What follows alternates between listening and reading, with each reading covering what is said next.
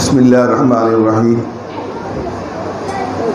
الحمدللہ رب العالمین والصلاة والسلام علی سید المرسلین خاتم النبیین امام المتقین وعلی آلہ واصحابہ وذریاتہ واہل بیتہ وبارک وسلم تسلیما کثیرا کثیرا اما بعد رب اشرح لی صدری ویسر لی امری واحلل عقدۃ من لسانی یفقهوا قولی سبحانک لا علم لنا الا ما علمتنا انک انت العلیم الحکیم اللہم صل علی سیدنا محمد وعلی آل سیدنا محمد وبارک وسلم علیہ اعوذ باللہ من الشیطان الرجیم بسم اللہ الرحمن الرحیم یا ایہا الذین آمنوا قوا انفسکم واہلیکم نارا وقودها الناس والحجارہ علیہا ملائکۃ غلاظ شداد لا يعصون اللہ ما امرهم ويفعلون ما یؤمرون صدق اللہ العظیم۔ حضرات علماء کرام، بزرگوں، دوستوں، عزیز بچوں، میری ماؤں، بہنوں اور عزیز بچیوں،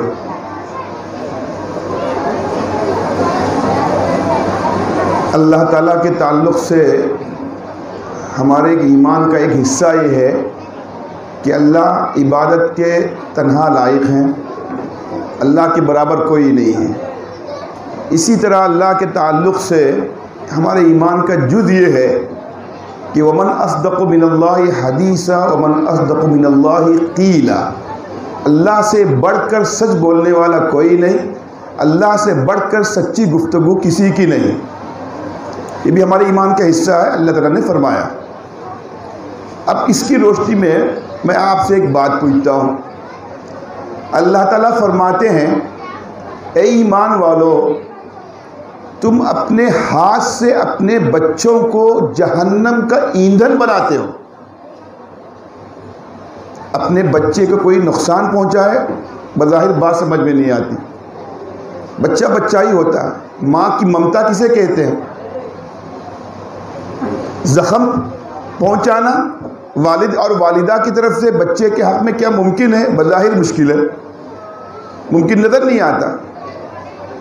اسی طرح آپ دیکھیے، اللہ یہ نہیں فرما رہے ہیں کہ تم جو ہے اپنے بچوں کو آگ میں مت ڈالو، بلکہ اس سے بھی آگے فرما رہے ہیں جہنم کی آگ میں مت ڈالو۔ اور جہنم کی آگ کیا ہوتی ہے ہمیں پتہ ہے، اس کی چنگاری کا لاکھوں میں سے ایک حصہ بھی اگر دنیا میں وہ چنگاری کا حصہ اگر آ جائے تو پوری دنیا کو خاکستر کرنے کے لیے کافی ہے۔ وہ ایسی بھیانک، ایسی تیز، ایسی شعلوں والی آگ ہے۔ اور وہ بھی فرما رہے ہیں اللہ تعالیٰ، تم اپنی اولاد کو اپنے ہاتھ سے جہنم کا ایندھن بناتے ہو۔ اب ہم کیسے اپنے اولاد کو آگ میں ڈالتے ہیں؟ سوال پیدا ہوتا ہے۔ میں خاص کر اپنی ماؤں سے، بہنوں سے، بھائیوں سے اور بزرگوں سے پوچھتا ہوں۔ ایک چھوٹی سی میں آپ کو مثال دیتا ہوں۔ ماں کے دل میں اور باپ کے دل میں اپنے بچوں کے تعلق سے کہاں تک بات ہوتی ہے؟ ایک روٹی کا چھوٹا سا ٹکڑا ملے، دونوں بھوک سے نڈھال ہو رہے ہوں اور دونوں کی جان جانے والی ہو، اس ٹکڑے سے کسی ایک کی جان بچنے والی ہو، باپ کتنا ظالم کیوں نہ ہو، سفاک کیوں نہ ہو، قاتل کیوں نہ ہو، گنہگار کیوں نہ ہو، لیکن وہ باپ اس ٹکڑے سے اپنے بیٹے اور بیٹی کی جان بچائے گا، اپنی جان نہیں بچائے گا۔ اپنی جان بچتی ہے اور بچوں کی جان بچتی ہے۔ باپ بچے کی جان کو بچانے کو ترجیح دے گا۔ میں اس کی مثال دیتا ہوں آپ کو۔ انڈمان نکوبار جزیرے ہیں کچھ ہندوستان کے آخری کنارے پر، اتفاق سے میں وہاں بھی جا چکا۔ ملیشیا سے بہت قریب ہے، ہندوستان کا حصہ ہے۔ وہاں سونامی جب آئی تھی، ایک عجیب واقعہ پیش آیا۔ پہاڑیوں کے نیچے سمندر کے کنارے لوگ آباد تھے۔ جب سونامی آئی تو سمندر کے ساحل سے لوگ بھاگنے لگے، شہروں میں، پہاڑوں پہ چڑھنے لگے۔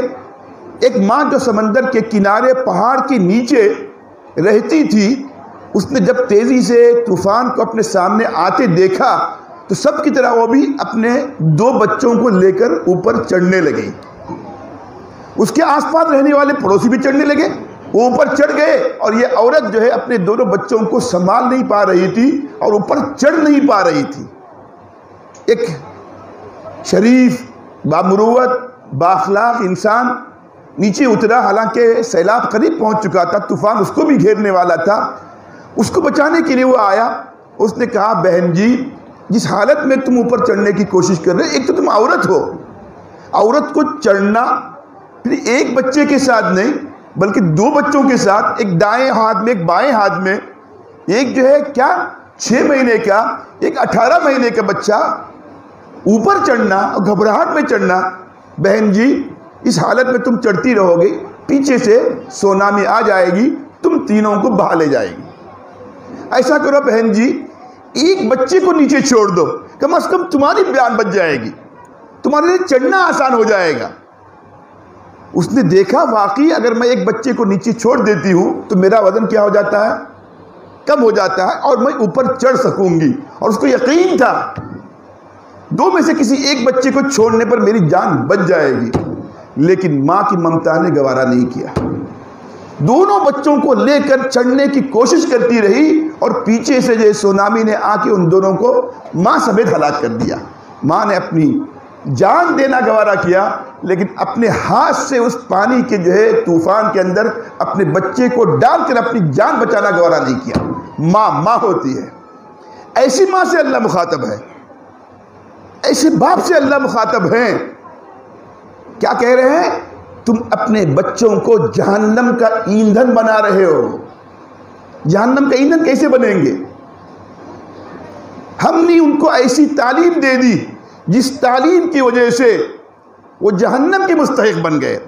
ایسے اسکولوں میں ہم نے بھیجا، ایسے کالجز میں ہم نے بھیجا جہاں خدا کے علاوہ کسی اور کو خدا کہا جاتا تھا، جہاں کی صبح کی پریئر کے اندر، صبح کی دعاؤں کے اندر نعوذ باللہ حضرت عیسیٰ کے تعلق سے یہ جملہ دہرایا جاتا ہے، آج بھی دہرایا جاتا ہے کہ نعوذ باللہ Jesus is son of God, کہ حضرت عیسیٰ نعوذ باللہ اللہ کے بیٹے ہیں، جبکہ اللہ لم یتخذ ولدا ولم یکن لہ صاحبۃ ولم یکن لہ، قرآن مجید میں بھرا پڑا ہے متخذ صاحبۃ ولا ولدا۔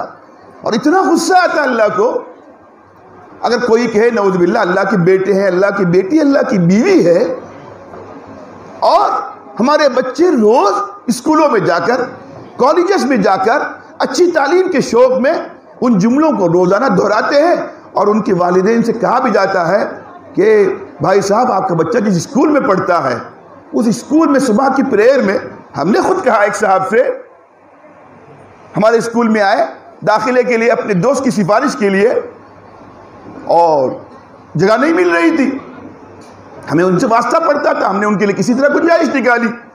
ہم نے کہا کہ آپ کو آپ کے دوست کے بچے کو اسلامک ماحول میں پڑھانے کی فکر ہے تو آپ کو اپنے بچے کے تعلق سے بھی فکر ہوگی، تھوڑا بتائیے بھائی صاحب آپ کا بچہ کہاں پڑھتا ہے؟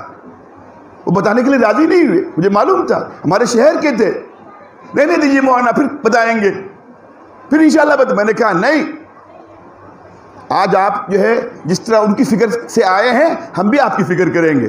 مشکل سے انہوں نے کہا اس سڑک پہ ساگر روڈ پہ انہوں نے کہا اسکول میں پڑھتا ہے، ظاہر بات ہے کہ ہم جانتے تھے اس روڈ پہ کون سا اسکول ہے۔ میں نے کہا بھائی صاحب آپ کا بچہ، مجھے آپ کو بہت دیکھ کر خوشی ہوئی کہ آپ کے بچے بھائی کے دوست کے لیے ایک اسلامک ماحول والے اسکول کے لیے جو ہے آپ سفارش کے لیے آئے ہیں، میں بھی آپ کی فکر کرتا ہوں۔ بھائی صاحب آپ کا بچہ جس اسکول میں پڑھتا ہے وہاں صبح کی پریئر میں روزانہ جیسے سن آف گاڈ کہتا ہے۔ سن کر ان کو غصہ آنا چاہیے، اچھا ایسا ہے مولانا، مجھے معلوم نہیں تھا، ابھی بچے کو میں نکالتا ہوں۔ اس پر کہنے لگے مولانا کیا فرق پڑتا ہے، شام کو میرا بچہ آ کر ٹیوشن میں قرآن بھی پڑھتا ہے۔ ہم نے کہا ٹھیک ہے، صبح کو زہر بھی کھاتا ہے، شام کو دوا بھی پیتا ہے۔ آج احساس بھی نہیں ہے، نعوذ باللہ۔ میں نے ان سے کہا اللہ کو شرک کی ہر بات پہ غصہ آتا ہے، شرک کو معاف نہیں کرتا، اس کا اختیار ہے، لیکن اس نے کہہ دیا میں معاف نہیں کروں گا۔ لیکن شرک کی اس جملے پر جس میں نعوذ باللہ اللہ کا بیٹا کہا جائے، اللہ کی بیٹی کہا جائے اور اللہ کی بیوی کہا جائے، اتنا غصہ آتا ہے۔ قرآن مجید میں اللہ نے فرمایا کہ تکاد السماوات یتفطرن وتنشق الارض وَتَخِرُّ الْجِبَالُ حَتَّى أَن دَعَوْا لِلرَّحْمَٰنِ وَلَدًا۔ کوئی میرے متعلق یہ کہتا ہے کہ میرا بیٹا، میری بیٹی، میری بیوی ہے، اس پر مجھے اتنا غصہ آتا ہے کہ اگر آسمان پھٹ جائے، زمین شق ہو جائے، کوئی بعید نہ سمجھو، مجھے اتنا غصہ آتا ہے۔ لیکن آج ہمیں احساس بھی نہیں، ہم زہر کو زہر نہیں سمجھ رہے ہیں۔ یہ بچہ جب مرنے کے بعد اللہ کے حضور میں حاضر ہوگا، نماز پڑھنے کے باوجود، روزہ رکھنے کے باوجود، آپ نے اس کو حج کو اپنے ساتھ لے گئے، اس سے عمرہ بھی کرایا، اس کو ٹیوشن میں قرآن بھی پڑھایا، لیکن اس کے ساتھ اس نے وہ روز ایک دفعہ ایک جملہ کہتا تھا جس کی وجہ سے صبح کا ایمان کو شام کو ختم ہوتا تھا، اور شام کا ایمان صبح کو ختم ہوتا تھا۔ یہ اللہ کے حضور جب حاضر ہوگا اور اللہ اس کو سزا دیں گے، اللہ کی بیٹی کہنے کی وجہ سے، اللہ کا بیٹا کہنے کی وجہ سے، یہی بیٹا باپ کو پکڑ کے لے کے آئے گا کہ اللہ آپ انصاف کرنے والے ہیں، مجھے سزا دے رہے ہیں، مجھے قبول ہے، میرا گناہ اتنا بڑا ہے جس کا کوئی جواب نہیں، میں مستحق ہوں، لیکن اللہ آپ کے انصاف کے تقاضے کے تحت میں آپ سے کہتا ہوں یا اللہ اس میں جس طرح میرا قصور ہے اس سے زیادہ میرے والدین کا قصور ہے۔ اگر میرے والدین اس اسکول میں نہیں بھیجے ہوتے، آج میرے لیے جہنم میں جانے کی نوبت نہیں آتی۔ جس طرح میں ذمہ دار ہوں اس سے زیادہ میرے والدین ذمہ دار ہیں۔ والدین تہجد پڑھنے کے باوجود، جنت میں جانے کے باوجود ان کو پکڑ کے لایا جائے گا، ان سے پوچھا جائے گا، وہ انکار نہیں کر سکیں گے۔ ہاتھ گواہی دے رہا ہے، پیر گواہی دے رہے، زمین گواہی دے رہے، فرشتے گواہی دے رہے، اللہ خود گواہی دے رہا ہے، وہ اقرار کریں گے تمہاری وجہ سے جا رہا ہے، ان سے پہلے تم جہنم میں جاؤ۔ اب یہ بچہ جو جہنم کا ایندھن بنا، ذریعہ کون بنا؟ ہم نے اپنے بچوں کو دینی تعلیم نہیں دی، ان کی دینی تعلیم کا ہم نے انتظام نہیں کیا، جس کی وجہ سے وہ اسکولوں میں، کالجز میں جا کر اچھی تعلیم کے نام سے ایمان سے اگر نکل گئے تو ایمان سے نکلنے کا جتنا ان کو عذاب ملے گا اس سے دگنا عذاب ان کی والدین کو ملے گا۔ اس کی چھوٹی سی مثال دیتا ہوں۔ ہم سے بچتے ہیں، بچے چھوٹے ہیں، ان کے ساتھ کچھ بھی معاملہ کریں، بے حیا کپڑے پہنائیں، برے ماحول میں ان کو بھیج دیں، جس اسکول میں ناچ ہوتا ہو، گانا ہوتا ہو، میوزک ہوتی ہو، ڈانس ہوتا ہو، ہمارے تھوڑے دن گوارا ہو جاتا ہے۔ آج ہم اپنے واٹس ایپ پہ اپنی فوٹو دکھاتے ہیں بچوں کے، نا میرا بچہ اسکول میں فیسٹ کیا کہتے ہیں، کیا کون سے پروگرام میں، کون سا پروگرام، کلچرل پروگرام میں، اور جو ہے اسکول کے ڈرامے میں فرسٹ نمبر آیا، ٹرافی ملی۔ ڈرامے میں اس نے کیا کیا، ایک ہندو کی جو ہے دیوی کی شکل اس نے بنائی تھی، اور اس ہندو دیوی کے جملے اپنے زبان سے دہرا رہا تھا۔ ان سے کہا گیا آپ کو خوش ہونے کی بات نہیں، وہ دیوی کے جملے دہرا رہا ہے، شرک کے کہنے لگے مولانا ڈرامے میں کیا ہوتا ہے؟ میں نے کہا ٹھیک ہے، مجبوری ہے۔ ہم نے کہا مجبوری میں زہر تو نہیں کھاتے آپ، مذاق سے جو ہے آپ جو ہے استنجا تو نہیں پیتے، آپ شراب نہیں پیتے مذاق میں، لیکن مذاق میں سب چل جائے گا، اللہ کے خلاف بولے، دیوی دیوتاؤں کو خدا کہیں، آپ اول نہیں آئے، آپ جنت میں نہیں گئے، آپ جہنم میں گئے۔ اس جملے کے دہرانے کے دوران اگر آپ کے بچے کا انتقال ہو جاتا اس سے پہلے آپ جہنم میں جاتے۔ آج ہمیں احساس، آج کا بڑا المیہ یہ ہے کہ آج گناہ کو گناہ نہیں سمجھ رہے ہیں، ہم شرک کو شرک نہیں سمجھ رہے ہیں۔ آج کیا ہو رہا؟ آج ہمارے بچے، مجھے معاف فرمائے، میں آپ کے کلکتے کی بات کرتا ہوں، آج سے کم از کم جو ہے 40 سال پہلے ہوں گے، قرآن مجید کے خلاف ریٹ داخل کی گئی تھی آپ کے اسی کلکتے میں، ہائی کورٹ کے اندر، یاد ہے آپ کو؟ چاند مل چوپڑا نے داخل کی تھی۔ کس نے داخل کی تھی؟ ایک غیر مسلم نے داخل کی تھی، اور آج اس سے بڑی ریٹ داخل کی ہے کس نے؟ ایک مسلمان نے۔ اب غیر مسلموں کی ضرورت نہیں رہی اسلام کے خلاف بولنے کے لیے، جتنا مسلمان اسلام کے خلاف بولتا ہے اتنا غیر مسلم نہیں بولتا۔ کس کی نحوست ہے، کس کی بے برکتی ہے؟ والدین کی تربیت کے نہ ہونے کے نتیجے میں آج یہ دن دیکھنے کو مل رہے ہیں۔ ایک زمانہ تھا 10-20 سال پہلے، پورے سال میں ایک بچی غیر مسلم کے ساتھ بھاگتی نہیں تھی۔ آپ کے یہاں بھی، ہمارے یہاں، پورے ملک کی بات میں کرتا ہوں، اگر بھاگ بھی جاتی تھی کسی طرح وہ اپنے چاہنے والے کو ایمان میں داخل کر کے، لیکن اس کے باوجود ہمارے والدین، ہمارے گھر والے، ہمارے سرپرست ایسے غیرت مند ہوتے تھے کہ وہ مہینوں تک اپنے گھروں سے نکلتے نہیں تھے.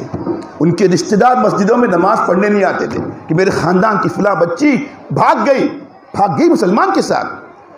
آج ہماری بچیاں گھر سے بھاگ نہیں رہی ہیں, گھر سے نکل نہیں رہی ہیں, اپنے دوستوں کے ساتھ کالجز میں محبت کی شادیوں کے ساتھ, گھروں سے نکلنے کے ساتھ ایمان سے نکل رہی ہیں. اور یہ 1-2 نہیں, 10-20 نہیں, ہزاروں نہیں, 1.5 لاکھ بچیاں تو گزشتہ 1 سال کے اندر ہندوستان میں اسلامی مذہب چھوڑ کر غیر مذہب کے اندر داخل ہو چکی ہیں. کس کی بچی ہے؟ کس کا قصور ہے؟ اس بچی کا جتنا قصور ہے اس سے زیادہ اس کے والدین کا قصور ہے. مجھے معاف فرمائیں. ایک چھوٹا سا واقعہ آپ کو سناتا ہوں اس تعلق سے. دلی میں ریپ ہوا ایک بچی کے ساتھ, چلتی بس میں. وہ بچے پکڑے گئے, سزا ملی, پھانسی کی سزا سنائی گئی. ایک غیر مسلم لکھنے والے نے آرٹیکل لکھا کہ ان بچیوں کے ساتھ ریپ کرنے والوں کو سزا نہیں ملنی چاہیے. دیکھیے کیا کہہ رہا, کون کہہ رہا, کس پر کہہ رہا. ہمارے لیے عبرت کا سامان ہے. آج کے جلسے میں خالی یہ واقعہ بھی یاد رہے گا. میری ماں اور بہنوں, بزرگوں اور دوستوں, ہماری زندگی تبدیل ہونے کے لیے کافی ہے. وہ غیر مسلم لکھتا ہے اس واقعے پر, اس بچی کے ساتھ ریپ کرنے والوں کو سزا نہیں بلکہ اس کے والدین کو سزا ہونی چاہیے. ارے بھائی, ان کے والدین نے کیا قصور کیا؟ اس نے تھوڑی ریپ کرایا اپنی بچی سے, اس کے والد کو پتہ بھی نہیں تھا. اس کا ریزن لکھتا ہے, بیک گراؤنڈ لکھتا ہے, اس بچی کے ساتھ ریپ اس لیے ہوا وہ بے حیا لباس پہن کر بازار میں آئی تھی. پیٹ کھلا تھا, پیٹھ کھلی تھی, ران کھلی تھی. اس نے اسکرٹ پہن لیا تھا, اپنے جسم کی نمائش کر رہی تھی, جس کی وجہ سے نوجوانوں کی للچائی نظریں ان پر پڑی اور انہوں نے اس کے ساتھ ظلم کیا. اگر اس کے والدین یہ بے حیا لباس نہیں پہناتے, اس بچی کے ساتھ ان بچوں کو ریپ کرنے کا موقع نہیں ملتا. ریپ کرنے کا ذریعہ وہ بچی نہیں, اس بچی کے والدین کا لباس پہنانا ہوا. یہی بات اسلام کہہ رہا ہے, یہی بات قرآن کہہ رہا ہے. اگر میں ذریعہ بنوں گا, میں ذریعہ بنوں گی. آج ہمارے بچوں کا لباس کیا ہے؟ آج ہم روتے ہیں. بے حیائی, بے پردگی, آج ہمارے بچوں کا حال. اللہ معاف فرمائے, غیر مسلموں کا حال اخلاقی اعتبار سے بہت ساری حیثیتوں سے ہم سے اچھا ہے. ہمارے بچے رات میں نکڑ پر جتنے ملیں گے غیر مسلموں کے بچے نہیں ملیں گے. مجھے معاف فرمائے. بے حیا لباس, اس کی نمائش جتنی ہماری بچیاں اور بچے کرتے ہیں غیر مسلموں کے بچے نہیں کرتے. مجھے معاف فرمائے.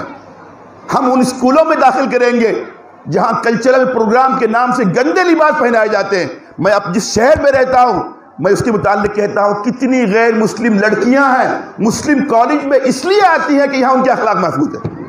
ہمارے انجمن میں میں کہتا ان کی کالج ہے, ان کو معلوم ہے دینی ماحول ہے, برقع پہنتے ہیں, پھر یہاں کیوں لا رہے ہیں؟ وہاں بھی تعلیم اچھی ہے. کہتے ہیں نہیں, آپ کے یہاں اخلاق محفوظ ہے, آپ کے یہاں بے حیائی نہیں ہوتی, اس لیے تھوڑے سے نمبر کم ہونے کے باوجود ہم آپ کے کالج میں. آج ان کو اخلاق بچانے کی فکر ہے, آج ہم کو اخلاق بچانے کی فکر نہیں ہے. آج ہمارے بچوں کا کیا ہے؟ کوئی ہمارے بچوں پر ہمارا کنٹرول نہیں. ہماری بچیاں کہاں جا رہی ہیں؟ پارکوں میں گھوم رہی ہیں. ہمارے بچیاں کن کے ساتھ اٹھک بیٹھک کر رہی ہیں. ہماری بچیاں رات کو کب لوٹ رہی ہیں؟ بچے کب لوٹ رہے ہیں؟ یہ سب قصور میرا اور آپ کا, میرے بزرگوں اور دوستوں, میری ماں اور بہنوں. یہی بچے ہم کو جنت میں لے جانے کا ذریعہ بنیں گے ہمارے گنہگار ہونے کے باوجود, اگر ہم نے ان کی صحیح تربیت کی. سمجھ لیجئے, یہی بچے ہمارے تہجد گزار ہونے کے باوجود ہم کو جہنم میں لے جائیں گے جنت میں مستحق ہونے کے باوجود. یہی بچے.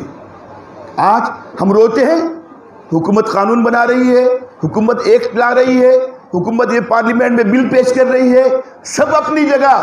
اگر میں نے اپنی بچی کی صحیح تربیت کی, حکومت ایسے 2000 ایکٹ اور پارلیمنٹ میں بل پیش کرے, ہم کو ایمان سے ہٹا نہیں سکتی. قصور ہمارا ہے, کمزوری ہماری ہے, کوتاہی ہماری ہے. آج انہوں نے پوری کوشش کی. اگر میں نے اپنے بچے کو تھامے رکھا, اس کی صحیح تربیت کی, میرے بچے کو ایمان سے کون نکال سکتا؟ ایمان تو جیب میں نہیں ہوتا, ایمان تو کاغذ میں نہیں ہوتا, ایمان تو دل میں ہوتا ہے. دل میں ایمان ہوتا ہے. صحیح تربیت کیجئے۔ میں ایک چھوٹی سی مثال دیتا ہوں۔ صحیح اگر آپ نے ان کی دینی تربیت کی، یہ چھوٹے چھوٹے بچے جو مکتب میں اس وقت آپ کو نظر آئے، ان کو حقیر نہ سمجھیے۔ یہ استنجا کے آداب بیان کر رہے تھے، سونے کے آداب بیان کر رہے تھے، یہی ان کے بچپن کی یہ تعلیم ان کو ایمان پر باقی رکھنے کا ذریعہ بنے گی۔ جب ان کے سامنے کفر اور شرک کے طوفان ہوں گے، ڈاکٹر حمید اللہ ندوی، ہمارے ایک دوست ہے مولانا خواجہ صاحب ندوی، ابھی پرسوں 3-4 دن پہلے کی بات ہے، ایک جگہ ان کے ساتھ میں بھی شریک تھا، انہوں نے عجیب و غریب واقعہ سنایا۔ ڈاکٹر حمید اللہ ندوی فرانس میں بہت بڑے داعی تھے، ہمارے اپنی برادری سے ان کا تعلق تھا، قوم نوائز سے ان کا تعلق تھا، بہت بڑے اللہ والے، ابھی ان کا قریب بے انتقال ہوا، 90-95 سال ان کی عمر تھی۔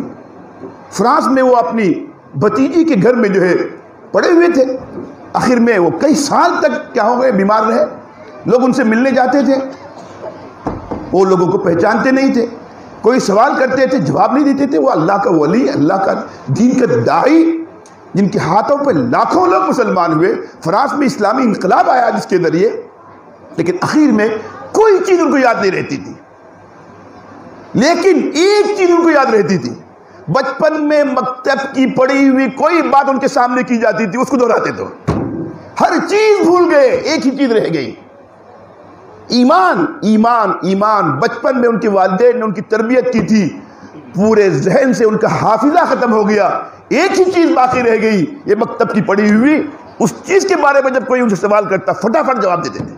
کیا بات ہے یہ قرآن مجید کا معجزہ نہیں ہے؟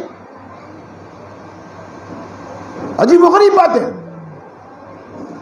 چھوٹے بچے، حفظ کے بچے، اللہ ان کو جزائے خیر دے۔ میں سمجھتا ہوں جن کے بچے آج حافظ ہوئے ہیں، ان کے بچے کل ڈاکٹر اور انجینئر بھی بنیں گے، اس میں سے عشر عشیر بھی ان کو اتنا دنیا میں اعزاز نہیں ملے گا جو اعزاز ان کے حافظ بننے پر ان کو ملا ہے۔ آج دنیا میں ان کی عزت ہے۔ مولانا عبدالسلام صاحب نے بتایا مرنے کے بعد کیا دیں گے اللہ تعالیٰ؟ اللہ تعالیٰ ہر چیز کی جو ہے کا ثواب جس نے وہ کام کیا اس کو دیتے ہیں۔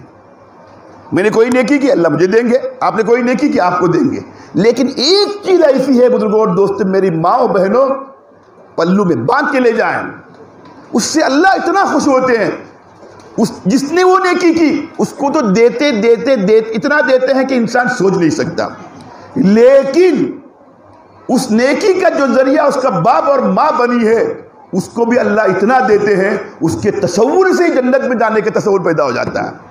اللہ کیا کریں گے؟ اس کے والدین کو جن کے بچے حافظ ہوئے ہیں، جن کو اللہ نے حافظ بنایا ہے، ان کے سروں پہ موتیوں کے ایسے تاج رکھیں گے جس کی روشنی سورج کی روشنی کے مقابلے میں اتنی زیادہ ہوگی کہ سورج اس کے سامنے ہیچ ہو جائیں گے۔ اور کیا کریں گے؟ جب اسٹیج پر عرش کے دائیں بازو دائیں بائیں جو جگہ ہوگی کن کے بیٹھنے کی؟ نبیوں کے بیٹھنے کی، شہداء کے بیٹھنے کی، علماء کے بیٹھنے کی، اس دائیں بائیں عرش کے سائے میں اسٹیج پر اللہ ان کے والدین کو بلا کر ان کا اعزاز کریں گے، اور بچے کو جب پکاریں گے اسٹیج پر آنے کے لیے اللہ تعالیٰ، تو بچے کا نام نہیں لیں گے، ہاشم صاحب کا لڑکا آ جائے جو حافظ ہوا، مولانا عبدالسلام صاحب کا لڑکا آ جائے، اس کے والد کا اعزاز کریں گے۔ والد کے اعزاز کا یہ عالم ہوگا تو اس بچے کا کیا عالم ہوگا؟ اس بچے کا کیا عالم ہوگا؟ ہم سمجھتے ہیں بچہ حافظ ہو جائے گا کیا کھائے گا؟ میں آپ سے پوچھتا ہوں بچہ حافظ ہوگا تو کیا نہیں کھائے گا؟ لوگ کہتے ہیں کیا کرے گا؟ حافظ ہوگا تو کیا نہیں کرے گا؟ ہمارے ڈاکٹر عبدالرحیم صاحب کی دعائی ہے، دنیا میں اللہ تعالیٰ، دنیا میں بتاتا ہوں آپ کو، آج ہمارا ایمان اتنا کمزور ہے، اللہ اس کی برکات آج دنیا میں دکھا رہے ہیں۔ دنیا میں ایک مولانا عبداللہ صاحب کاپودری تھے، ایک بڑے بزرگ تھے، ابھی انتقال ہوا گجرات میں، بڑے اللہ والے تھے، وہ کینیڈا میں رہتے تھے۔ انہوں نے واقعہ سے قرآن مجید کے ایک چھوٹا سا بچہ 4 سال کا، جب ماں نے اس کو قرآن مجید یاد کرانا شروع کیا تو جو جملہ یا جو آیت وہ کہتی تھی اس سے پہلے وہ بچہ وہ آیت پڑھتا تھا، عجیب و غریب آیت، دوسری صورت اس کو یاد کرانی شروع کی، وہ بھی اس کو یاد ہے۔ اب ماں پریشان، میں نے اس بچے کو وہ صورت یاد نہیں کرائی، بچہ چھوٹا ہے، ابھی زبان سے بات کرنا سیکھا۔ اس طرح جو ہے قرآن مجید تقریباً پورا اس 4-4.5 سال کے بچے کو یاد ہو گیا تھا۔ باپ سے پوچھا، میں نے اس کو یاد نہیں کرایا۔ ماں کہتی میں نے یاد نہیں کرایا۔ ماجرا سمجھ میں نہیں آیا۔ ایک بزرگ کے پاس وہ ماں گئی، کیا وجہ ہے میرے بچے کو، کس وجہ سے میرے بچے کو قرآن مجید یاد ہو گیا؟ انہوں نے پوری تفصیل پوچھی ماں سے، تم صبح کیا کرتی ہو، شام کو کیا کرتی ہو، بچہ کیا اس وقت کرتا ہے؟ وہ والدہ حافظ تھی، اس کا معمول تھا کینیڈا میں، ہندوستان کی عورت تھی، وہ جب بچہ روتا تھا بیبی واکر کے اندر اس کو بٹھا کر یا اس کو ڈال کر کچن روم میں رکھتی تھی، اور جب بھی کھانا پکاتی، ترکاری کاٹتی، گوشت دھوتی، برتن صاف کرتی، بڑی آواز سے قرآن پڑھتی رہتی تھی۔ وہ 2 سال کا بچہ، 2.5 سال کا بچہ جب روز ماں کی زبان سے قرآن مجید سنتا، اللہ نے اس 2.5 سال اور 3 سال کے بچے کو پورا قرآن یاد کرا دیا۔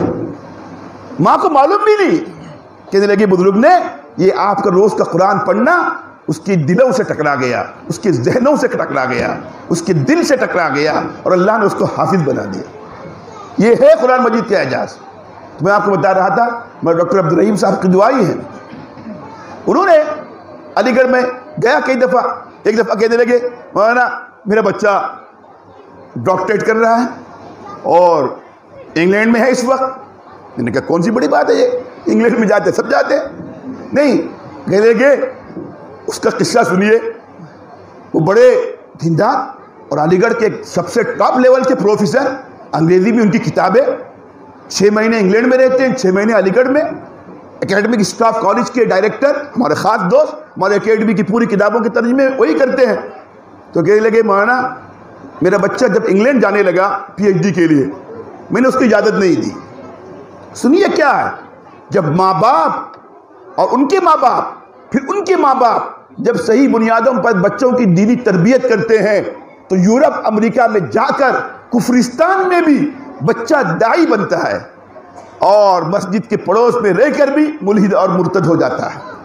تربیت کا ہونا اور تربیت کا نہیں ہونا اللہ نے لکھ کے نہیں دیا۔ مسجد کے پڑوس میں ہے تو ایمان محفوظ، مسجد سے دور گئے تو ایمان چلا گیا۔ تم عالم ہو تمہارے بچے کا ایمان محفوظ نہیں، گنہگار کے بچے کا ایمان محفوظ۔ اگر اس گنہگار نے اپنے بچے کی دینی تربیت کی فکر کی، اور عالم و داعی اور حافظ کے بچے کا ایمان برباد اگر اس نے اپنے بچوں کی دین کی فکر نہیں کی۔ ہندوستان کے ایک بہت بڑے عہدے پر پہنچنے والے، مجھے معاف فرمائیں، وہ حافظ قرآن، میں ان کا نام نہیں لیتا، ابھی قریب میں انتقال ہوا، سب سے بڑے پوسٹ پہ، آج تک اتنے بڑے پوسٹ پہ ہندوستان میں کوئی مسلمان نہیں پہنچا تھا، وہ حافظ قرآن تھے۔ لیکن ماڈرن ایجوکیشن، ہائیلی کوالیفیکیشن، بہترین انگریزی بولنے کی فکر ایسے اسکول میں ڈال دیا۔ ان کے والد نے حافظ ہونے کے باوجود اس کا نتیجہ کیا ہوا؟ جب اس مسلم عہدیدار کا انتقال ہو رہا تھا، حافظ قرآن والد کے بیٹے کا اس نے مرتے وقت وصیت کی کہ مجھے مسلمانوں کے قبرستان میں دفن نہ کیا جائے، مجھے جلا دیا جائے، اور جلا دیا گیا۔ نام بتانے کی ضرورت نہیں۔ ڈاکٹر خدوائی صاحب نے کہا، میں نے بچے سے کہا تم یورپ جا رہے ہو، امریکہ یا لنڈن، مجھے پسند نہیں ہے، اللہ نے دولت دی ہے، پپا آپ کیوں مجھے جانے نہیں دے رہے؟ مجھے پسند نہیں ہے۔ بچے نے بہت اصرار کیا، ٹھیک ہے میں تمہیں 2 میں سے ایک چیز کرنے پر جانے کی اجازت دوں گا، یا تو شادی کر کے بیوی کو ساتھ لے جاؤ، اخلاق محفوظ رہیں گے۔ بچے نے کہا پپا میں جاؤں گا تو کیا پڑھوں گا بیوی کے ساتھ، میں موج مستی میں رہوں گا، میں شادی نہیں کروں گا، مجھے ڈاکٹریٹ کرنا ہے۔ اگر ایسا نہیں کر سکتے تو ایک کام کرو، موبائل تم کو رکھنے کی اجازت نہیں ہے، یہاں بھی موبائل نہیں ہے، کسی دوست سے موبائل لے لینا اور رات کو سونے سے پہلے 2 رکوع یاد کر کے قرآن مجید کے مجھے سنا دینا۔ اگر یہ منظور ہے تو میں تمہیں انگلینڈ جانے کی اجازت دیتا ہوں۔ اس بچے نے کہا مجھے یہ منظور ہے۔ اب 2 رکوع یاد کرنے کے لیے اس کو کم از کم 2 گھنٹے چاہیے۔ جیسے یونیورسٹی سے آتا یاد کرنے میں بیٹھ جاتا، یاد کر کے بچے کے کسی دوست کا ٹیلی فون لیتا، ابا کو سناتا، پھر تھک جاتا سو جاتا، برائی سے بچ گیا، اور کفرستان میں جا کے باپ کی اس فکر نے اس بچے کو ڈاکٹریٹ کے ساتھ کیا بنا دیا؟ حافظ قرآن بنا دیا۔ انہوں نے بتایا مولانا ہمارے یہاں حفظ کا شوق پیدا ہو گیا۔ میں نے کہا بہت بڑی بات ہے۔ شام کو ایک صاحب کے یہاں اور لے گئے مجھے، ان صاحب نے بھی کہا مولانا میرا بچہ بھی ایم فل کر رہا ہے اور حافظ ہو رہا ہے۔ تعجب ہوا، ٹھیک سے شاید نماز نہیں پڑھتے۔ ایک صاحب کے یہاں رات کو اور لے گئے، وہ شاید جمعہ بھی نہیں پڑھتے تھے، داڑھی نہیں تھی اور دیکھنے سے معلوم نہیں ہوتا تھا کہ واقعی دیندار مسلمان ہے، یعنی میرا بچہ بھی حافظ ہو رہا۔ میں نے کہا ڈاکٹر صاحب کیا ماجرا ہے بھائی؟ علی گڑھ میں حفظ کا شوق پیدا ہو گیا۔ کہنے لگے مولانا اصل میں ہوتا کیا ہے، میڈیکل کی 50 سیٹیں ہوتی ہیں MBBS کی، اس میں 10,000 آدمی جو ہے شریک ہو جاتے ہیں۔ کچھ دنوں سے ایسا ہو رہا ہے، کچھ سالوں سے حافظ بچے اس سیٹ کو حاصل کرنے کی کوشش کرتے ہیں تو وہ سب سے زیادہ ذہین نکلتے ہیں اور حافظ قرآن کو وہ میڈیکل سیٹ مل جاتی ہے۔ میڈیکل سیٹ ملنے کے چکر میں سب اپنے بچوں کو حافظ بنا رہے ہیں۔ ذہن تیز ہو رہا، ذہن تیز ہو رہا، دنیا نے دکھا دیا۔ ایک بچہ رمضان میں ابھی ہمارے یہاں اپنے علی پبلک اسکول میں 7ویں کا بچہ ہے، ہمارے مسجد میں وہ 29 تراویح ختم ہو گئی، 30ویں کو سنانے کے لیے وہ بچہ آیا، بہترین قرآن مجید پڑھا، 2-3 بچے آئے۔ ہم نے ان کے استاد سے پوچھا آپ نے ان پر اتنا بوجھ ڈالا ہے کہ اسکول کی پوری تعلیم کے ساتھ 7ویں کے ساتھ یہ حفظ کر رہا ہے، مجھے ڈر لگ رہا ہے کہ کہیں اس کی تعلیم کا حرج نہیں ہوا ہو۔ ان کے استاد نے کہا مولانا جب سے ان بچوں نے حفظ کرنا شروع کیا، یہ بچہ 92% پہلے لیتا تھا، حفظ کرنے کی برکت سے 98% ہو گیا۔ دیکھیے یہ دنیا میں دکھا رہے ہیں اللہ تعالیٰ۔ ہمارے یہاں ایک حافظ قرآن ہے، نابینا ہے، والد پر بوجھ تھے، ان کے والد بہت غریب ہے، حافظ انیس صاحب، حافظ اشفاق صاحب، دونوں نابینا۔ ان کے والد نے دیکھا کچھ بھی نہیں، معذور بچہ گھر میں پڑا رہتا ہے اور کہیں کسی کام کا نہیں، کسی نے کہہ دیا ان کو حافظ بنا دیں گے۔ میں نے کہا ٹھیک ہے، گھر کا بوجھ ہے، مسجد مدرسہ چلا جائے گا، اللہ جزائے خیر۔ مولانا عبدالباری صاحب کو اس زمانے میں ہمارے یہاں نابینا بچوں کے لیے انتظام نہیں تھا، ایک استاد تیار ہو گئے، معمولی بات نہیں۔ نابینا بچے کو حفظ کرانے کا مطلب قرآن دیکھ نہیں سکتا، اس کو 10 بار سنانا پڑے گا، اس کے پیچھے لینا پڑے گا، ہاتھ پکڑ کے لانا پڑے گا، ہاتھ پکڑ کے استنجا کرانا پڑے گا، معذوری کے، لیکن استاد نے کہا ہم کرائیں گے۔ بھدی آواز، یقین کیجیے ایسی بھدی آواز، یہاں ہاشم صاحب بیٹھے ہوئے، حارث صاحب بیٹھے، ان سے پوچھیے بھدی آواز اس بچے کی حفظ کرنے سے پہلے جیسے ہی اس نے بچے نے مدرسے میں آ کر اعوذ باللہ اور بسم اللہ پڑھا، اللہ نے اس کی آواز اچھی نہیں کر دی، امام حرم کی طرح کر دی، اور وہ بچہ حافظ ہو گیا۔ ایران میں جا کر وہ انعام لے گیا انٹرنیشنل مقابلے میں۔ قرآن کی برکت نہیں، ان کے گھر میں کھانے کو لقمے کو ترستے تھے، ان کا رہنے کے لیے مکان نہیں تھا، کرائے کے مکان میں رہتے تھے۔ آج اتنا ملا، انعام ملا اس بچے کو، اس نے باپ کے لیے مکان خرید کے دیا۔ آج اس کی نیک نامی آپ شہر میں تصور نہیں، دونوں حافظ ایسے۔ آج ان کے گھر کا خرچ ان کے بڑے بھائیوں جو کالج میں پڑھے ہوئے، یونیورسٹی میں پڑھے ہوئے، ان بچوں سے نہیں چل رہا ہے، ان حافظ قرآن سے چل رہا ہے۔ یہ دنیا میں دکھا رہے ہیں۔ آپ پوچھتے کیا کھائے گا، کیا نہیں کھائے گا، کیا کرے گا، کیا نہیں کرے گا، کہاں جائے گا، کہاں نہیں جائے گا، ہمیں اس کے لیے نہیں کرنا ہے۔ آج اتنا شوق پیدا ہو گیا قرآن مجید کے معجزے کا، معجزہ ہونے کا۔ اگر ایک بوڑھی عورت بھی قرآن مجید یاد کرنے کا ارادہ کرتی ہے، اللہ اس کو حافظ بنا دیتے ہیں۔ بٹکل کی بات، 65 سال کی ایک عورت، آپ کے کلکتہ میں رہتے تھے، ہمارے عزیز یہاں کے، ابھی 1-2-3 سال پہلے انتقال ہوا، ان کی بیوی نے ارادہ کیا، انہوں نے سنا حفظ کرنے پر یہ ملا۔ 65 سال کی عمر کا مطلب کیا ہوتی ہے؟ دادی بھی ہے، نانی بھی ہے، پردادی اور پرنانی بھی ہو جاتی ہے کبھی کبھی۔ 65 سال معمولی بات نہیں، عورت وقت سے پہلے بوڑھی ہو جاتی ہے۔ اس نے حفظ کرنا شروع کیا، اتفاق دیکھیے جیسے اس نے حفظ کرنا شروع کیا، اس کے شوہر کا انتقال ہو گیا۔ عدت میں بیٹھی اس عورت نے کہا میں حفظ بند نہیں کروں گی، عدت کے دوران بھی اس نے حفظ جاری کی رکھا اور حافظ قرآن بن گئی۔ کمال نہیں؟ یہ قرآن کا معجزہ نہیں؟ ابھی ایک چھوٹا بچہ آیا، اس کی عمر ہے 6 سال کی، UKG کا بچہ ہے، اس کے نانا نے ہاتھ ملایا اور دکھایا مولانا یہ بچہ 6 سال کا ہے، اس کو 23 پارے حفظ ہو گئے۔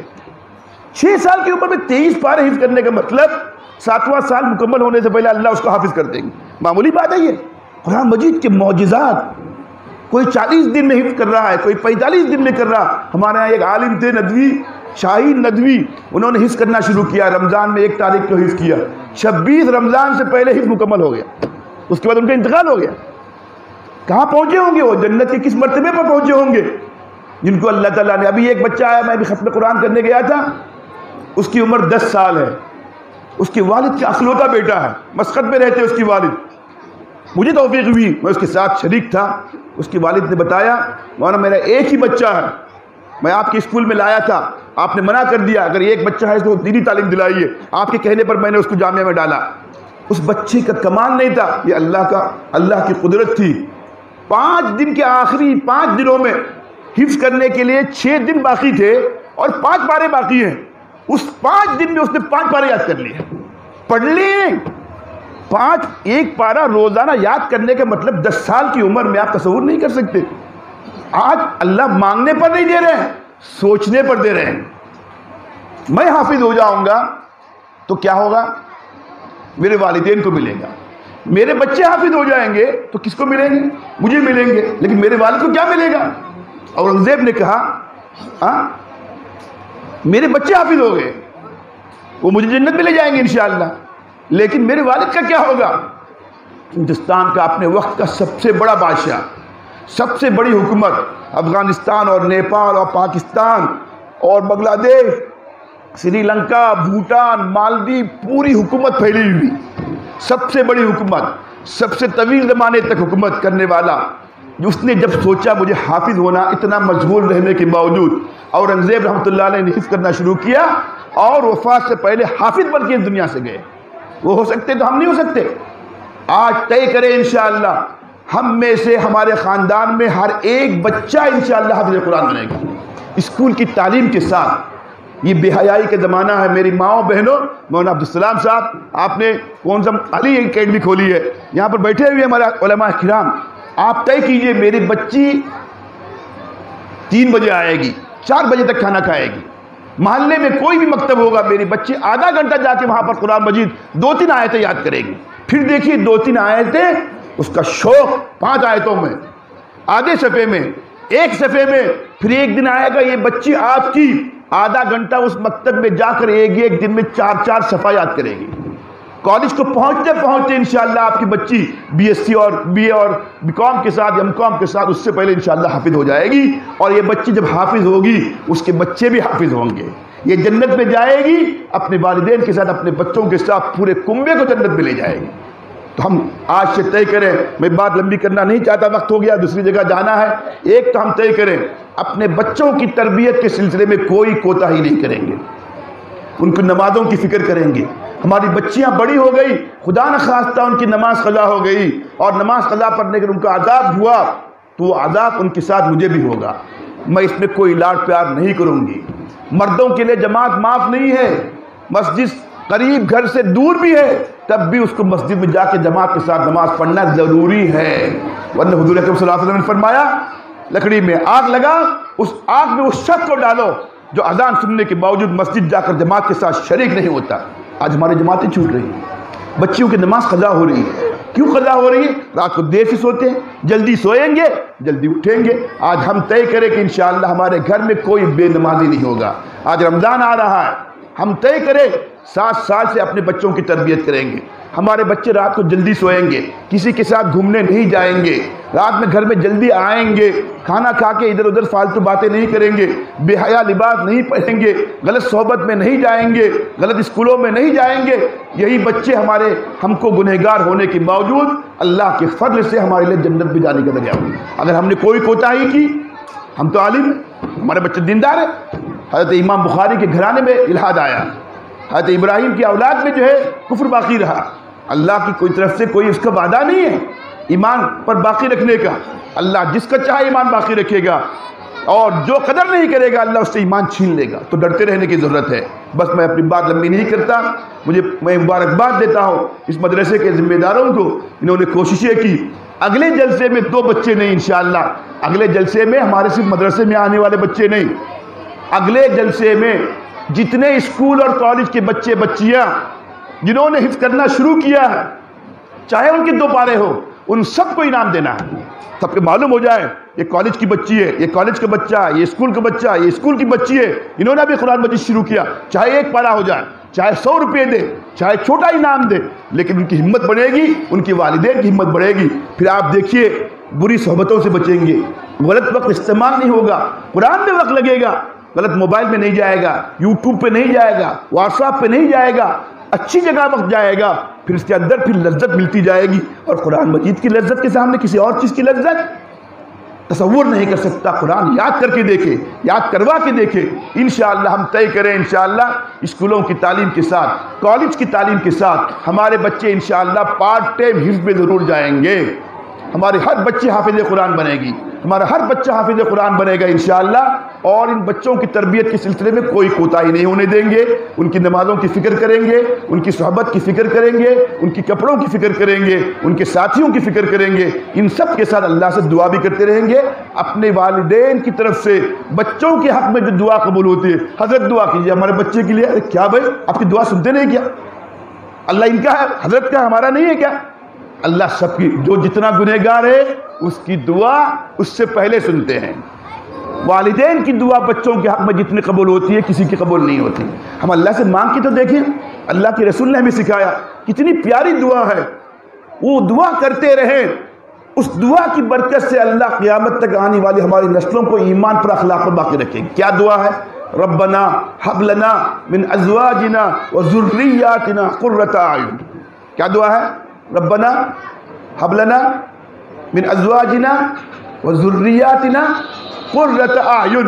یا اللہ ہماری بیویوں کو، ہمارے بچوں کو، ہماری نسلوں کو ہمارے لیے کیا بنا؟ آنکھوں کی ٹھنڈک بنا.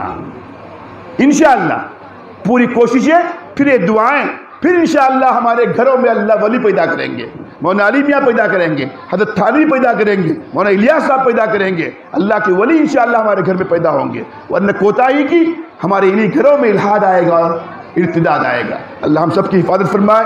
میں بات کو لمبی کرنا نہیں چاہتا، اللہ سے دعا کرتا ہوں جو باتیں کہی گئی ہیں اللہ ان باتوں پر سب سے پہلے خود مجھے عمل کرنے کی توفیق عطا فرمائے، اور اپنے بچوں کی تربیت کے سلسلے میں ہر طرح کی کوتاہی سے، تعلیم کے سلسلے میں، اخلاق کے سلسلے میں، ان کی صحبت کے سلسلے میں اللہ ہم سب کی حفاظت فرمائے کوتاہیوں سے، اور ان کی فکریں کرتے رہنے کی اور ان کے لیے دعائیں کرتے رہنے کی اللہ توفیق عطا فرمائے. وآخر دعوانا ان الحمد للہ رب العالمین.